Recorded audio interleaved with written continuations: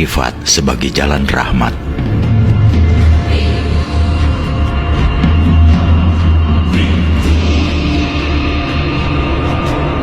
Pernahkah kita mendengar ayat Al-Quran yang berbunyi, "Dan tiadalah kami mengutus engkau kecuali untuk menjadi rahmat bagi seluruh alam." Setiap diri manusia sebenarnya diutus oleh Tuhan untuk menjadi rahmat, menjadi anugerah, karunia bagi seluruh alam. Ya, Islam itu rahmat bukan hanya untuk manusia, tapi untuk alam-alam lainnya seperti flora dan fauna beserta lingkungan hidupnya. Namun, dalil itu sekarang tinggal selongsongnya belaka. Mengenai rahmat ini, ada yang bertanya, mengapa tidak menonjolkan Nabi Muhammad, tapi justru menampilkan Syekh Siti Jenar? Nampaknya penanya lupa bahwa menampilkan Syekh Siti Jenar itu adalah wujud keteladanan Nabi Muhammad di Jawa. Kanjeng Nabi Muhammad jelas tokoh teladan di zamannya. Justru keteladanan itu yang diwariskan oleh Nabi. Nah, di Jawa, keteladanan itu ditampilkan oleh Syekh Siti Jenar. Rupanya keteladanan Syekh Siti Jenar ini disalahpahami oleh banyak pihak, sehingga Syekh Siti Jenar dianggap sebagai biang kerok yang merusak ajaran para wali yang berpihak kepada pemerintah Demak. Mengapa sepeninggal Nabi Muhammad, kesantunan hidup yang diteladankan oleh Nabi itu tidak sirna di Jazirah Arabia? Rahmat dari Nabi itu seolah-olah tenggelam, sehingga beberapa sahabat besar saling menikam dan membunuh tidak lebih dari 20 tahun sepeninggal beliau.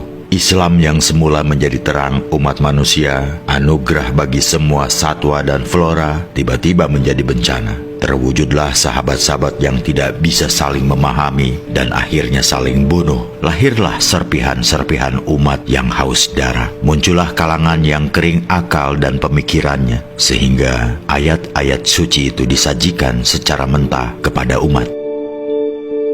Maka janganlah heran bila sinar terang Islam itu hanya memancar selama 3 abad saja. Ilmuwan tidak tahan hidup di negeri-negeri yang dikuasai oleh raja-raja yang beragama Islam.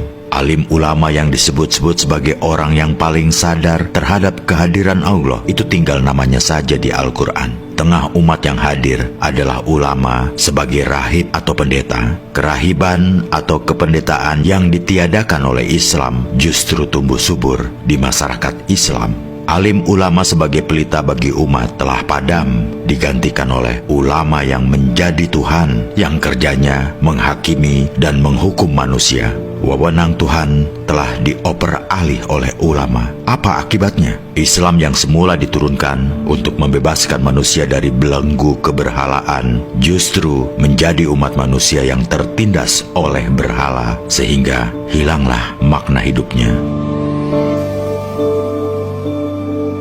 Mengapa itu bisa terjadi? Karena banyak tokoh Islam di kemudian hari yang tidak lagi mengenal Tuhannya. Yang dikenal hanyalah kata Tuhan atau kata Allah. Karena hanya Tuhan dalam bentuk kata yang diketahui, maka Tuhan hanyalah sebentuk permainan pikiran belaka. Ini tentu sangat berbahaya. Bagaimana tidak berbahaya? Banyak ayat di Al-Quran dipahami secara tidak konsisten. Ya, kita ambil contoh saja.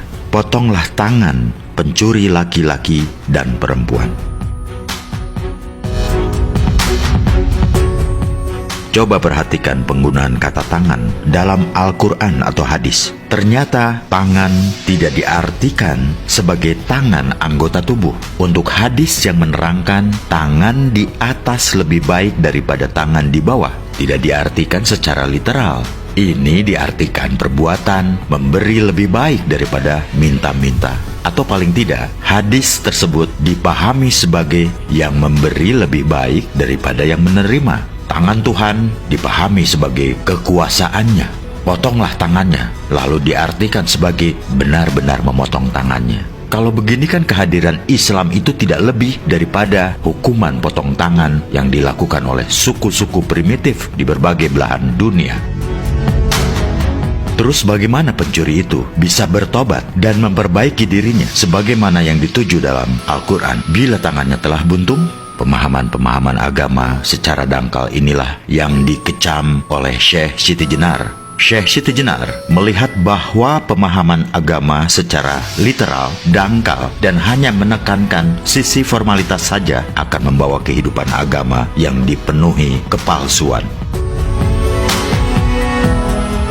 Agama adalah roh bagi kehidupan. Oleh karena itu dalam sebuah hadis disebutkan bahwa agama itu hanya bagi orang yang berakal dan tiada agama bagi orang yang tidak menggunakan akalnya. Maka sejatinya tampilan luar suatu agama tidak boleh mengukung rohnya. Kalau roh kehidupannya terbelenggu, ia akan bergerak sebagai zombie, mayat hidup. Bila mana orang beragama sudah seperti zombie, pasti mereka menakutkan.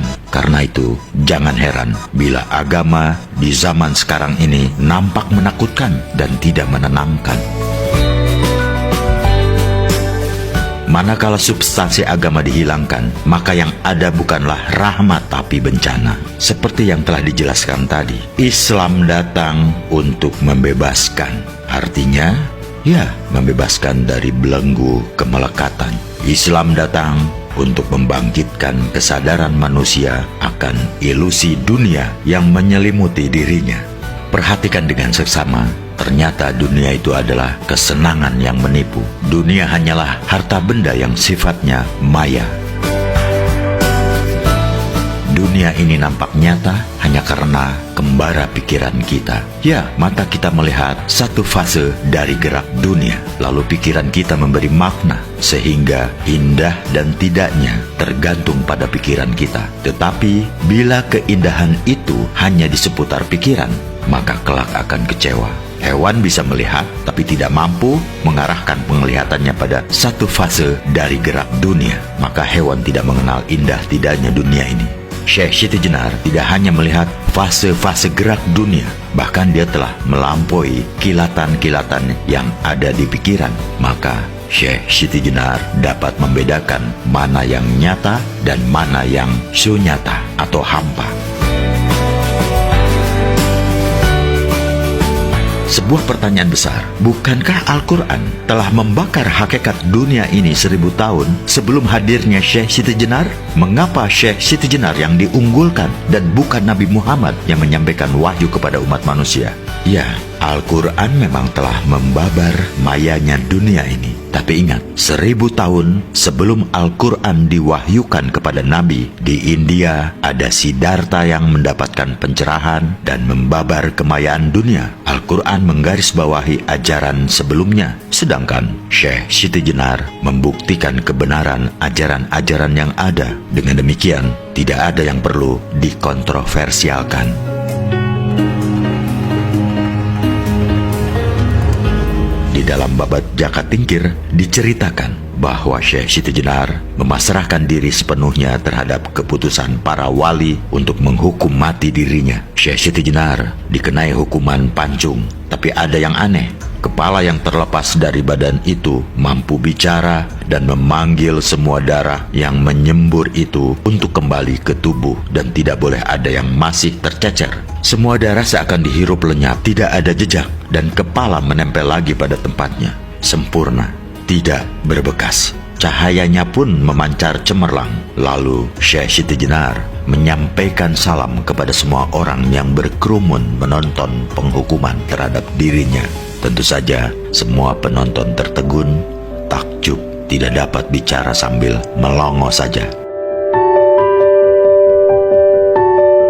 Itulah wujud dari kesempurnaan makrifat seorang manusia. Saking sempurna makrifatnya, Syekh Siti Jenar dikisahkan bagaikan dongeng belaka. Memang kisah itu terjadi di Pulau Jawa pada abad ke-16, 100 tahun sebelum penjajah datang ke negeri ini. Tapi kisahnya dijumpai di berbagai versi yang mengagumkan. Di dalam babat Tanah Sunda yang berbahasa Cirebon Madia disebutkan bahwa pusaka sakti Sunan Kudus pun tidak mempan untuk membunuhnya. Dikisahkan bahwa setelah ditusuk beberapa kali dengan keris Kantanaga, Syekh Siti Jenar menghilang dan berwujud sekuntum bunga melati tanpa jasad sambil berucap kepada para wali. Dari kisah inilah makam